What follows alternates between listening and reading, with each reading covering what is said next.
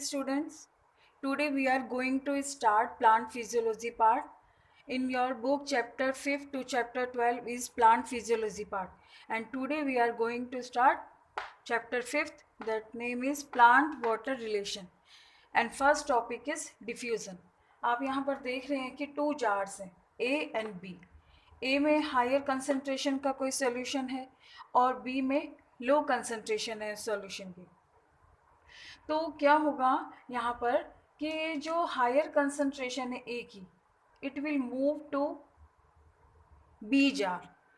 तो this process is called as diffusion. This process is called as diffusion. अब हम इसे डिफाइन कैसे करेंगे? The movement of molecule. The movement of molecule. अब वो मॉलिक्यूल भी हो सकते हैं, एटम्स भी हो सकते हैं, आयंस भी हो सकते हैं किसी मटेरियल के.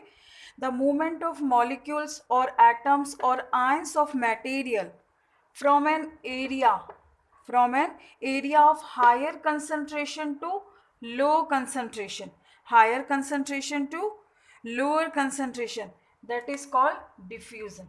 That is called diffusion. अब हम एक एग्जांपल और लेते हैं. देखिए यहाँ पर मान लीजिए ये कोई शुगर सॉल्यूशन होता, यानी ये वाटर है और इसमें ये जो सॉल्यूट है ये क्या हो गया, अभी शुगर सॉल्यूशन है.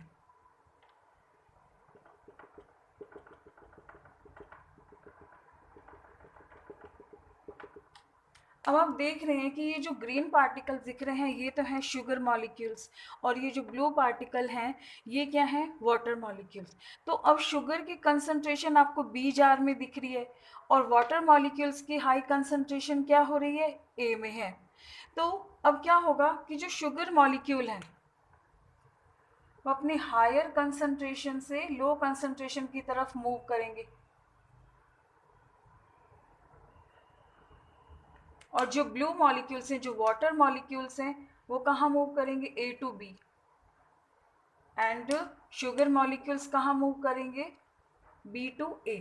तो यहाँ पर ये क्या हो रहे हैं, दोनों ही मॉलिक्यूल्स क्या कर रहे हैं, डिफ्यूज़न कर रहे हैं. ये डिफ्यूज़न कब तक होगा, जब तक कि दोनों ही जार में इक्विलिब्रियम नहीं हो जाता. यानी क्या नहीं हो जाता इसमें, this diffusion is continue till the dynamic equilibrium is established. फिर एट दिस स्टेज जब क्या होगा कि जो नेट मूवमेंट होगा मॉलिक्यूल इज इक्वल टू, जो नेट मूवमेंट होगा मॉलिक्यूल का वो इक्वल होगा बोथ जो भी ये हैं वो डायरेक्शन में. क्लियर कि बोथ डायरेक्शन में इनका मूवमेंट क्या होगा, इक्वल होगा. Sugar molecule will move to B to A and water molecule will move A to B. This is called diffusion. अब ये जो डिफ्यूजन रेट होती है ये गैस में हाईएस्ट है, देन लिक्विड एंड सॉलिड में सबसे कम होती है. यहाँ पर प्लांट्स में डिफ्यूज़न कब होता है कि जब प्लांट्स में एक्सचेंज होता है गैसेस का, यानी O2 CO2 है और प्लांट वाटर लॉस करेगा यानी ट्रांसपिरेशन करेगा. तो ये जो पूरा प्रोसेस है ये किसके थ्रू हो रहा है, डिफ्यूज़न के थ्रू. यानी diffusion of O2 CO2 and water vapour from plants depends on their relative concentration of relative concentration to atmosphere. यानी एटमॉस्फेयर से उसकी कंसंट्रेशन कैसी है उसी पर डिपेंड करेगा. क्लियर. तो यहाँ पर exchange of gases, water transpiration, in process में क्या फॉलो होता है, डिफ्यूज़न. अब कौन कौन से जो फैक्टर्स हैं कि जो डिफ्यूज़न को अफेक्ट करते हैं. First is temperature. Temperature is directly proportional to diffusion. यानी टेम्परेचर राइजेस तो diffusion rises. Why diffusion rises, क्योंकि जब टेम्परेचर राइज होगा तो जो मॉलिक्यूल्स की जो काइनेटिक एनर्जी होगी वो हाई होगी. यानी जो मॉलिक्यूल्स हैं वो मूव करने लगेंगे, और उनका मूवमेंट अगर इंक्रीज़ होगा तो डिफ्यूज़न प्रोसेस भी क्या होगा, इंक्रीज़ होगा. यानी rise in temperature increases the kinetic energy of molecules, which results increases in diffusion. Second is density of diffusing substance.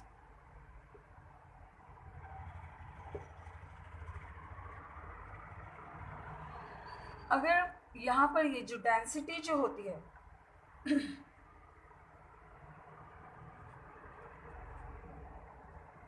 diffusion is inversely proportional. Diffusion is inversely proportional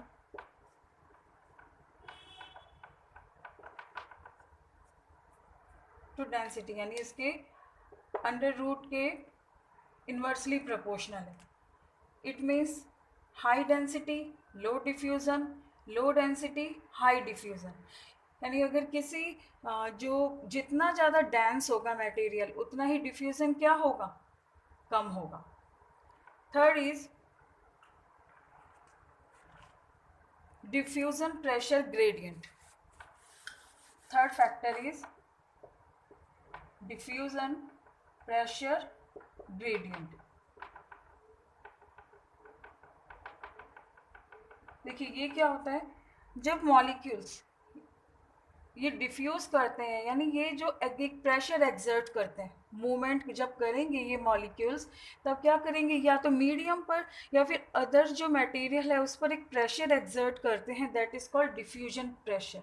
तो gradient means हो गया difference. जितना ज़्यादा diffusion pressure में जो difference होगा उतना ही diffusion क्या होगा, हाई होगा. यानी diffusion pressure is directly proportional to concentration of substance. Means high concentration of substance then high diffusion, low concentration of substance then low diffusion. तो कौन कौन से फैक्टर्स हैं, अब हम देखते हैं कि जो डिफ्यूज़न प्रेशर है वो हाई किस में होता है.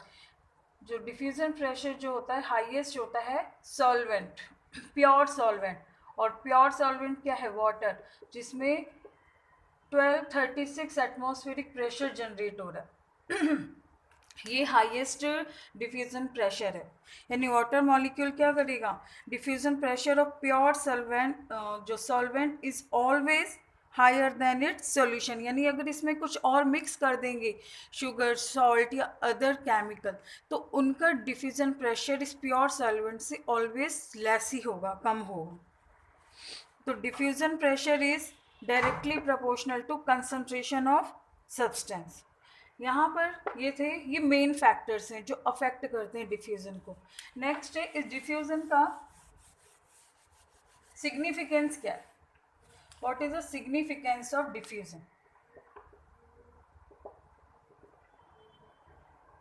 देखिए फर्स्ट सिग्निफिकेंस है कि जो गैसेस एक्सचेंज है, अभी हमने जैसे बात की, जो ऑक्सीजन है, CO2 है, तो ये किसके थ्रू हो रहा है, डिफ्यूज़न के through, exchange of gases.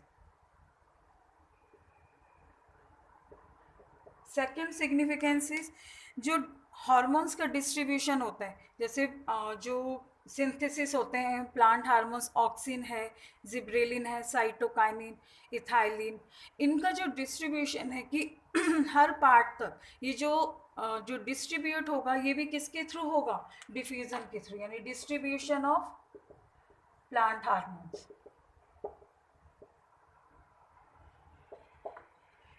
Third, जो ट्रांसपिरेशन प्रोसेस होता है यानी वाटर लॉस होता है, तो वो भी क्या हो रहा है, जो किसके थ्रू हो रहा है, डिफ्यूज़न में. लेकिन यहाँ पर जो वाटर लॉस यानी ट्रांसपिरेशन जो हो रहा है वो प्लांट पार्ट और एटमॉस्फेयर के बिटवीन हो रहा है, ना कि हम प्लांट्स की जो अदर सेल की वन अनदर सेल के बिटवीन नहीं हो रहा है. यहाँ पर ये प्लांट सेल और एटमॉस्फेयर के बीच में हो रहा है.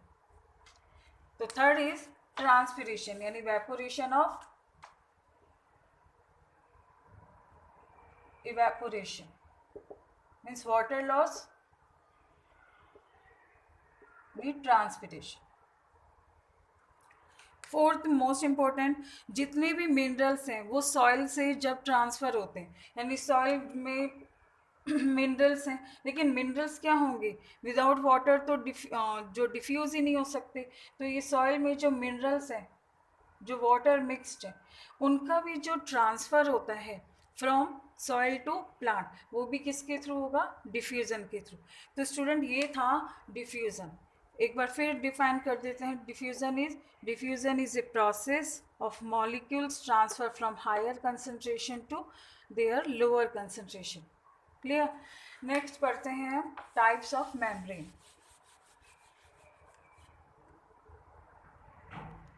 There are 4 types of membrane.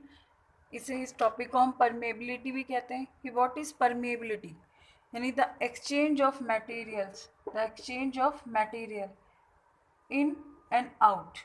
वो जो मटेरियल है वो एंटर भी हो सकता है और एग्जिट भी हो सकता है through the layer, through the layer, that is called permeability. Clear. तो यहाँ पर हम 4 फीचर्स पढ़ते हैं परमेबिलिटी के। लेयर के क्या क्या फीचर होते हैं। First is permeable membrane. Permeable membrane क्या होती है, सच पेन जो ऐसी मेम्ब्रेन होती हैं they are permeable for both water and solute, यानी ये किसको, दोनों ही मॉलिक्यूल्स को एंटर और एग्जिट होने देती हैं। तो परमेबल मेम्ब्रेन क्या, such membranes are permeable for both water, यानी हम कहेंगे सॉल्वेंट एंड सॉल्यूट दोनों के लिए। For example cell wall, example cell wall and filter paper भी हम कह सकते हैं एग्जाम्पल ऑफ परमेबल। प्लांट में क्या होता है, cell wall is permeable membrane, permeable layer. Second is selectively permeable. देखिए सेलेक्टिवली परमेबल मीन्स क्या हो गया कि जो ऐसी लेयर्स होंगी they allow some selective solute. Selective permeable means ये सिर्फ सेलेक्टिव मॉलिक्यूल्स को ही एंटर या एग्जिट होने देंगी। तो वो सेलेक्टिव मॉलिक्यूल्स क्या हैं कि जो वाटर मॉलिक्यूल्स हैं उनको तो ये प्योर जो वाटर मॉलिक्यूल्स हैं सॉल्वेंट हैं, सॉल्वेंट को तो ये अलाउ करती हैं, बट अगर कोई उस सॉल्वेंट में सॉल्यूट मिक्स होगा तो ये उसे अलाउ नहीं करती है। क्लियर। तो सॉल्वेंट और सॉल्यूट, सॉल्वेंट को तो अलाउ करती हैं बट सॉल्यूट को अलाउ नहीं करती। तो सेलेक्टिवली परमेबल कौन होती हैं, जो टोनोप्लास्ट है। Tonoplast means vacuole membrane, tonoplast means membrane of vacuole. ये वाटर मॉलिक्यूल्स को तो अलाउ करती हैं। क्लियर।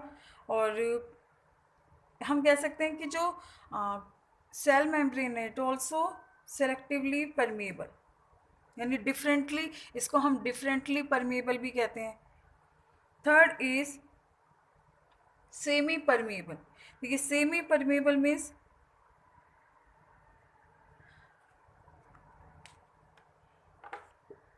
एक मिनट स्टूडेंट, यहाँ पे I spoke wrong. Semi permeable means होता है जो सॉल्वेंट को तो अलाउ करती हैं बट सॉल्यूट को अलाउ नहीं करती हैं, यानी यहाँ पर सॉल्यूट को पास नहीं करेंगे, that is semi permeable.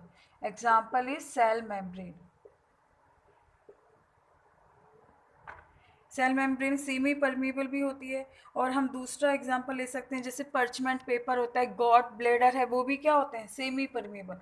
Semi permeable means कि सॉल्वेंट यानी सॉल्वेंट मॉलिक्यूल्स को तो अलाउ करती हैं बट सॉल्यूट को अलाउ नहीं करते। तो what is selectively permeable, selectively permeable means होता है कि these membrane allow some selective solute, but वो कौन सी सॉल्यूट, यानी जो कुछ तो क्या होते हैं, यानी गैसेस तो यहाँ से पास हो जाती हैं, जैसे CO2 है, O2 है, इनको तो ये अलाउ कर रही है, कुछ मतलब सेलेक्टेड मॉलिक्यूल्स को ही पास करती है ये। H2O, CO2 ऑक्सीजन है, या फिर हम नाइट्रोजन गैस ले लें, या फिर कोई सॉल्वेंट ले लें, अल्कोहल है, ईथर है, इनको तो ये अलाउ कर रही है बट कई स्पेसिफिक सॉल्यूट को ही अलाउ नहीं करती है।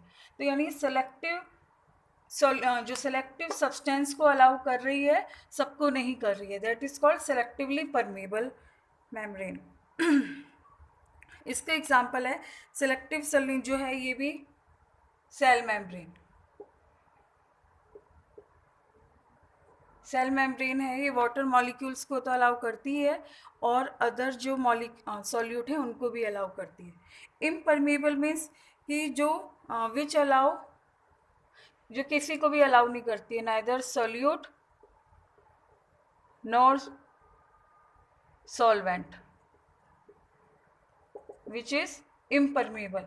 एग्जाम्पल जो कॉर्क सेल होती हैं, आउटर लेयर है, जैसे और फिर क्यूटिकल पार्ट है। अगर हम सब्सटेंस भी देखते हैं कि जो डेड सेल्स हो जाती हैं जिनमें क्यूटिन, सुबेरिन, इनका सब्सटेंस जो कलेक्ट हो जाता है, एक्यूमुलेट हो जाता है लेयर पर, तो वो ना तो सॉल्यूट को पास होने देंगे ना ही सॉल्वेंट को, that is impermeable, which doesn't allow any material. Clear? तो ये थी परमिएबिलिटी। परमिएबल, सिलेक्टिवली परमिएबल के एग्जाम्पल एक बार फिर बता देती हूँ। सिलेक्टिवली जो परमिएबल है उसका एग्जाम्पल है सेल मेम्ब्रेन, जो सिलेक्टिव जो सब्सटेंस को ही रिलीज करती है, एंटर और एग्जिट होने देती है। Semi permeable means, semi permeable हो गए यहाँ पर जो गॉट ब्लेडर है, जो सिर्फ सॉल्वेंट को अलाउ कर रही है, सॉल्यूट को नहीं। तो यहाँ पे हम सेल मेम्ब्रेन की जगह दूसरा एग्जांपल लेते हैं, एग्जांपल गॉट ब्लेडर या पर्चमेंट पेपर। क्लियर? तो स्टूडेंट यहाँ पर हमने 2 टॉपिक्स पढ़े, diffusion and permeability. Thank you very much.